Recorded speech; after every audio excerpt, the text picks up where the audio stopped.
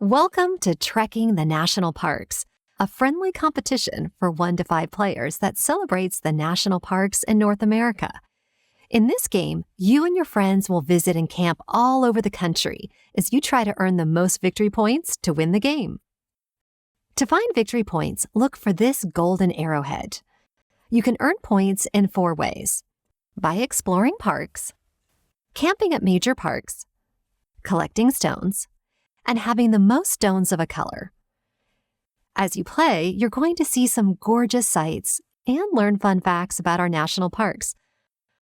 Let's get started by setting up the game. First, place the map in the center of the table. Take all 45 stones and put them into this bag. Mix them up, and then place one randomly on each park location across the map. You can pause here to complete this step if you'd like. Each player should take 1 trekker and 3 tents of the same color. Trekkers go to the start position, and tents go in front of the players. These little tents will be used for camping at major parks. And speaking of major parks, let's take a look at those. These tiles with red borders are the major parks. There are 6 total, but you'll only use 3 for each game. Randomly select 3 to go face up next to the board, and then put the others away in the box. Each of these major parks comes with special abilities that can help you in the game, but more on that later. Next, find the regular park cards with white borders. Shuffle. Then reveal the top 3 cards.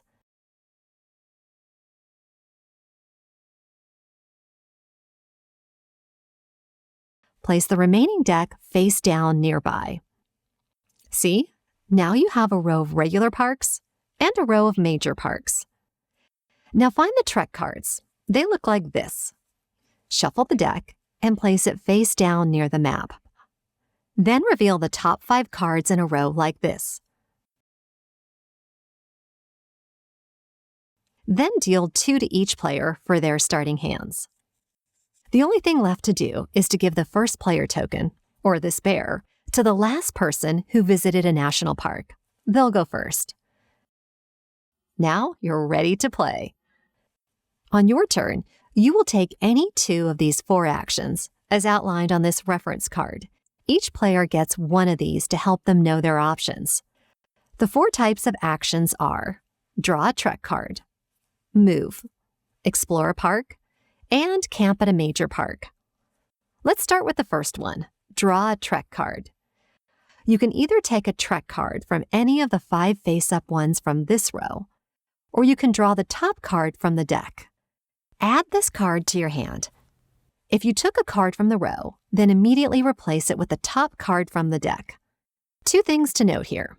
First, you can't have more than 12 Trek cards in your hand. If you do, discard down to 12 at the end of your turn.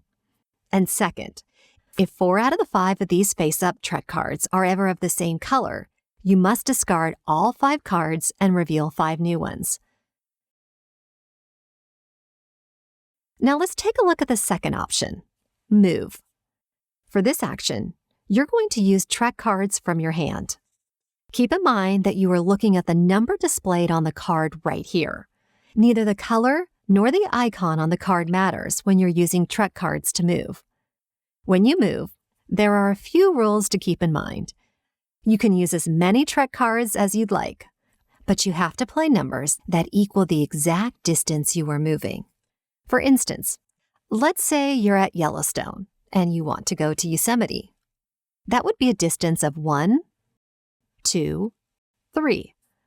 You could play a single 3 card, or you could play a 2 and a 1, or even 3 ones. But you can't play a 4. It has to be exact. After you reveal these cards, move your trekker and discard the cards.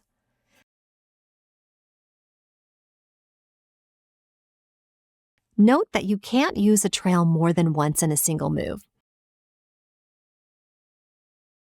You also can't move through a location occupied by another player. So if you were at Grand Teton trying to go to Great Sand Dunes and someone was at Rocky Mountains, you'd have to find a different route. You can't go through them. You can, however, land on a location that another trekker is already at. When this happens, this will send them back to the start area of the game. Here's one final rule for the move action. If you end at a location where there's a stone, you get to add it to your collection. Note that you don't take stones from locations you are passing through, only the location you land on. Remember, collecting stones is an important way to earn victory points. The third option is to explore a park. Remember that park cards are these white bordered ones. To explore a park, you first have to be at that specific location on the map. Then, you must have trek cards in your hand with icons that match what is shown on that park. This is where the colors and the icons on your trek cards will come into play. Now, the number doesn't matter, and you're only looking at the icon. Make sure you have the right icons to match the park you want to explore. If you do, play the required cards, adding them to the discard pile. Claim the park card and keep it in front of you. Then, flip a new park card from the top of the deck so there are always 3 showing. Note, you'll always have a preview of what the next park revealed will be from the top of this deck, but players may only explore the 3 face-up park cards. The final option to choose from is Camp at a Major Park. Remember, these are the tiles with red borders, and they work a little differently from the white bordered park cards. You can't take them for yourself from the play area. However, you can visit them in a similar way you do with the other parks. You first need to be at the location on the map. Then, you will reveal trek cards from your hand with icons that match the major park. Play the required cards, adding them to the discard pile. Then you will place one of your tents on that major park tile. This is a sign that you have earned its victory points, and you've also earned the benefits of this major park. So what are the benefits? There's a cheat sheet on the back of your reference card that explains each one. They can definitely help you in your strategy for the game. Note, once you've camped at a major park, you can't camp at that same one again. Now you know all the action types available on your turn. Remember, you get to take 2 actions on your turn.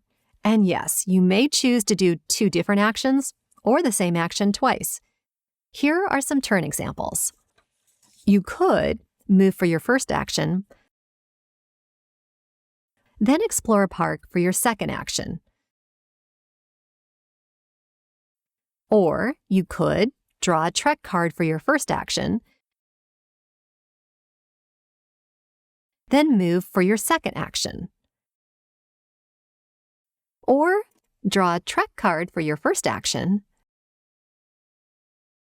then draw another trek card for your second action. Or even move for your first action, then move again for your second action. After you take your 2 actions, it's now the next player's turn, and players will continue taking turns in clockwise order. The end of the game can be triggered in 2 different ways. 1, all the stones on the map are collected. Or 2, a player explores their 5th park card. When either of these things happen, continue playing until all players have taken an equal number of turns. Once they have, the game ends. Now it's time to score. You'll use this score pad to track each player's victory points. First, write down how much each player earned from their explored park cards. Then write how much they earned from camping at major parks. Then write down how many stones each player collected. Each stone is worth 1 victory point, regardless of its color. Now you'll award bonuses to the players who collected the most and second most of each stone color. Each stone color awards a different amount of bonus points, which you'll see on this chart on the map. For example, John collected the most yellow stones, so the most yellow bonus is circled in his section of the score pad. Terry collected the second most yellow stones, so the second most yellow bonus is circled in her section of the score pad.